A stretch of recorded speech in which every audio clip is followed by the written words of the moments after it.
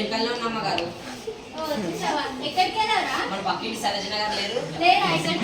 అది కాదమ్మగారు, వాళ్ళు క్రిస్మస్ పండుగ మస్తు గ్రాండ్ చేసుకుంటారు. మేమేం చేసుకుంటున్నాం అమ్మగారు? మనం కూడా చాలా గ్రాండ్ చేస్తున్నాం. మన ఇంటికి పెద్ద పెద్ద వాళ్ళందరూ వస్తున్నారు. వెళ్ళి పండుగ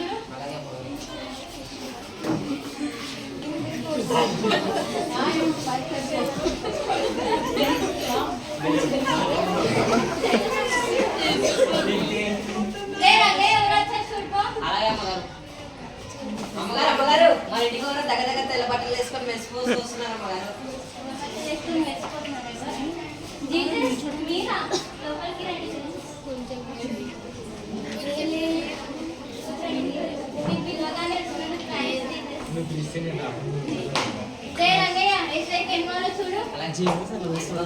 బాబుగారు మీకు ఏం కావాలండి? ఏంటో కేసు బాబుగారు నాకు చాలా దీనంగా చూస్తున్నారు.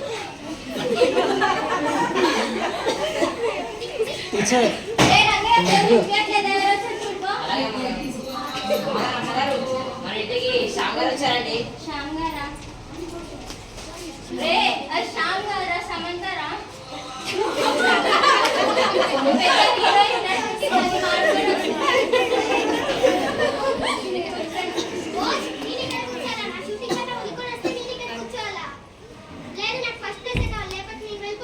అసలే పెద్ద హీరోయిన్ మళ్ళీ వెళ్ళిపోతుందేమో.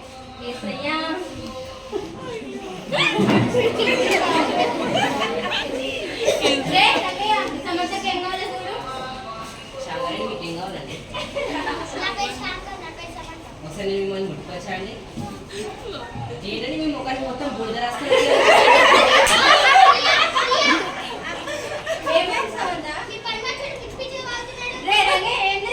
అది కాదమ్మగారు, ఇప్పుడు పొయ్యి మీద మొత్తం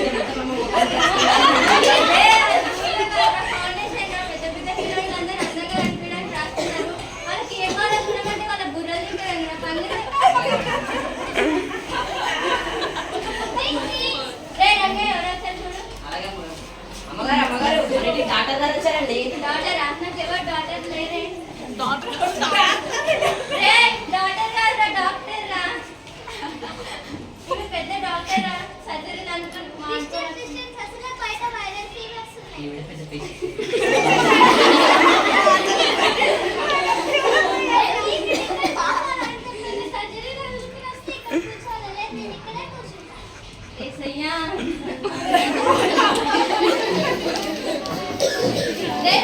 డాక్టర్కి ఏం కావాలో చూడు.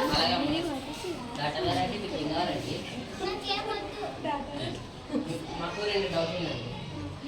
పొద్దుగాల గింజలేదు, మధ్యాహ్నం గింజలేదు, సాయంత్రం గింజలేదు. నాకు ఆకలి అవుతుందండి. అలాగా అమ్మగారు. అయితే ఇంకొక డౌట్, ఈ వీళ్ళకి తెలగాలంటే నేను ఏం చేయాలండి?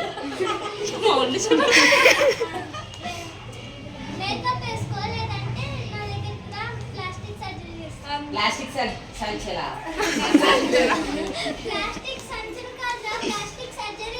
ఏమో అండి, సంచులు కొంచెం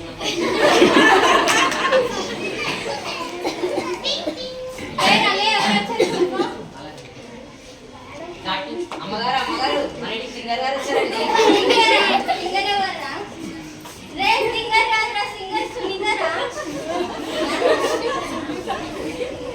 పెద్ద సింగరా? సింగర్ని మానుకొని మన కోసం వచ్చింది సెలబ్రేషన్.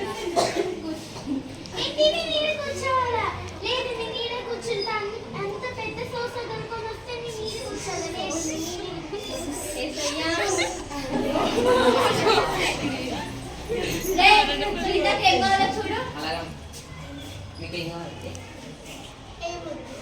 నాకు ఒక పాట నేర్పిస్తారండి? నేను చెప్తాను, అలానే చెప్పు.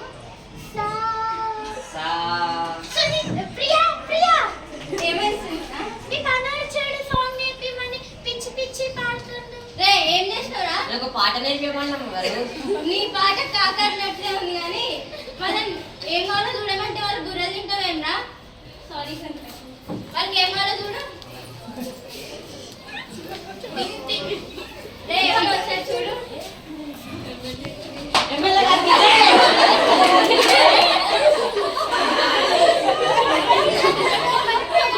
అమ్మగారండి అమ్మగారండి మన ఇంటికి ఎమ్మెల్యే గారు వచ్చారండి.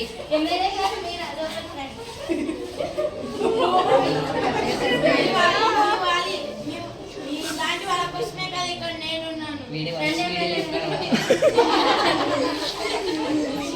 మీటింగ్ వదిలేసి నేను ఇక్కడ కూర్చోాలా లేదా నేను అక్కడనే కూర్చుంటా.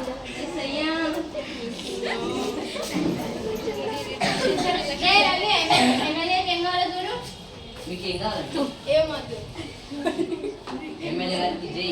అరే ఒకసారి రా. అరే నీ చీపురు బాగుంది రా. సరే చీపురు గుర్తుకే మన ఓటు రా.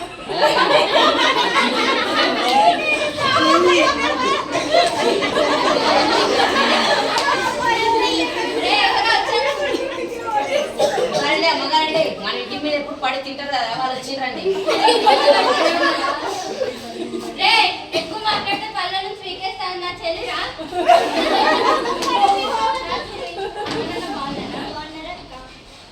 కూర్చో. రే రంగే నా చెల్లికి ఏం కావాలో చూడు.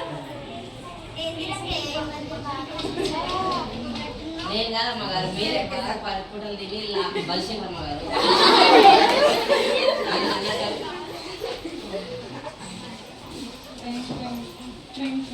హలో అవునా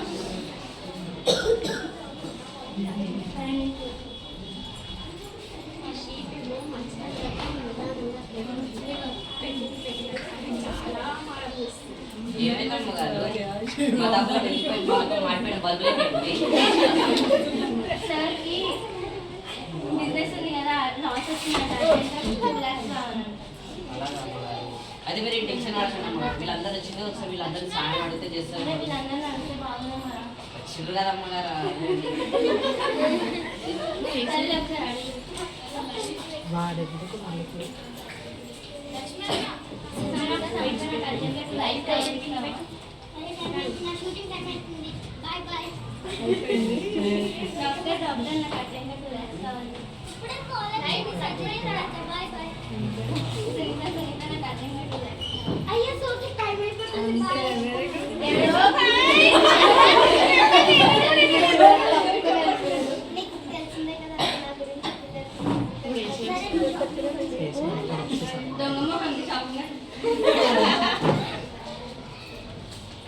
ఏమైందమ్మ గారు అదే మన ఇంటికి ఇంతమంది తినడానికి వచ్చినా కానీ ఒక్కరు కూడా సాయం చేయలేదు.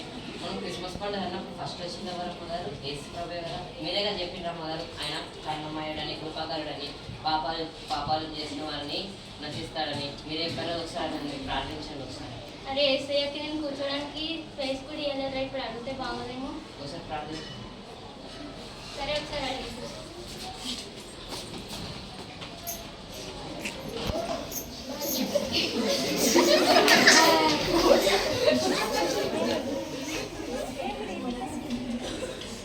దయగల దేవా నన్ను క్షమించు. నేను తప్పు చేశాను. నాకు నీకు తప్ప ఇంకా దిక్కు ఎవరు లేరు. యెహోవా మనుషులను నమ్ముకోవడం కంటే నిన్ను ఆశ్రయించడం మేలు.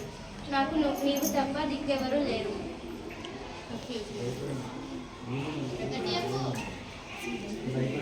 నేను నీకు తోడే ఉన్నాను. తండ్రి తన పిల్లలపై ఎలా జాబితానో నేను కూడా నా పిల్లలపై అలానే జాబితాను. నేను నీకు తోడే ఉన్నాను.